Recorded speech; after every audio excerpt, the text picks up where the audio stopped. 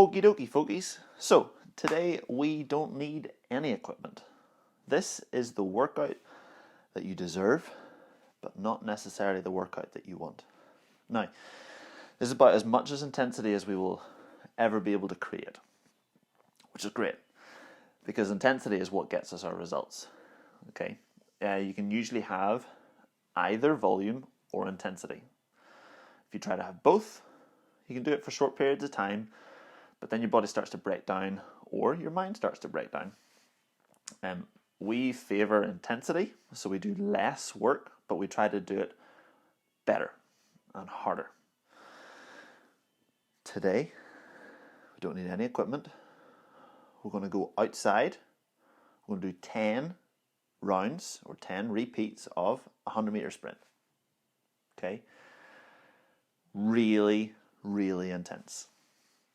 In a perfect world, you and a buddy, whether that's someone you live with or a neighbour who's happy to keep social distance, will do this together.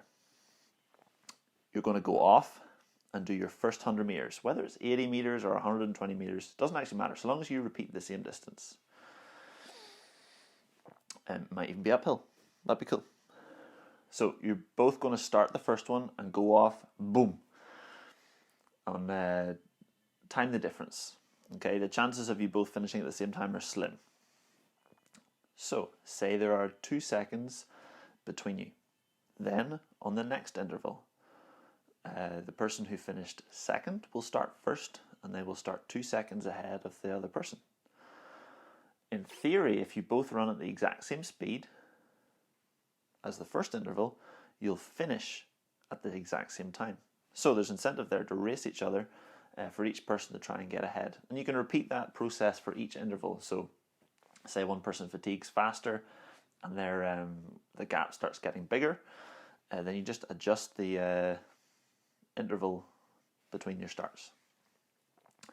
Rest as needed between these repeats so that you can get the most intensity. Okay, so you're not like doing one and then resting 30 seconds doing it again. Get full recovery so that you can give full effort on each one.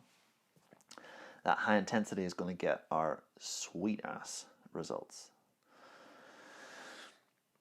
Now, if you cannot run, not a problem. The idea of this is maximal effort. So we could use something like an L-sit or a plank and do a maximal effort for 10 to 20 seconds, which is the time domain we're working here. I would probably choose an L-sit. I can do about 15 seconds before things get really ropey. And I would just try and contract everything as hard as I can, then rest as I need, and then do 10 rounds of that. If that's a plank, same process. Instead of just sitting there, make sure everything's as tight as possible. This is our workout. If you want to do a different workout and you have a barbell, here's what you would do. We would go through a 9-minute EMOM. So for 9 minutes, you'll do a little bit of work at the start of each one. It's going to be a barbell complex of a power clean into a squat clean into a jerk. The format is going to be one complex in minute 1. In minute 2, you'll do 2 complexes. So you'll do a power clean, a squat clean, and then a jerk, a power clean, a squat clean, and a jerk. And then minute 3, you'll do power clean, squat clean, jerk, power clean, squat clean, jerk, power clean, squat clean, jerk. At that point, if you want to add on a teensy tiny bit of weight, fill your boots. If at that point you're breathing out of all your orifices, that's cool. Stick at the same weight. We're thinking somewhere between 70 and 85% of your 1 rep max. And that'll probably be exceeded by your jerk in most cases. All right. For both of these workouts, make sure you get thoroughly warmed up. Because the working time is really short, you have to warm up more.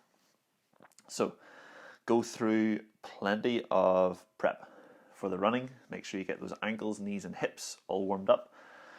And then gradually ramp up your intervals. Make sure you're thinking about pulling with your hamstrings, keeping that torso nice and tight, and do some practice runs.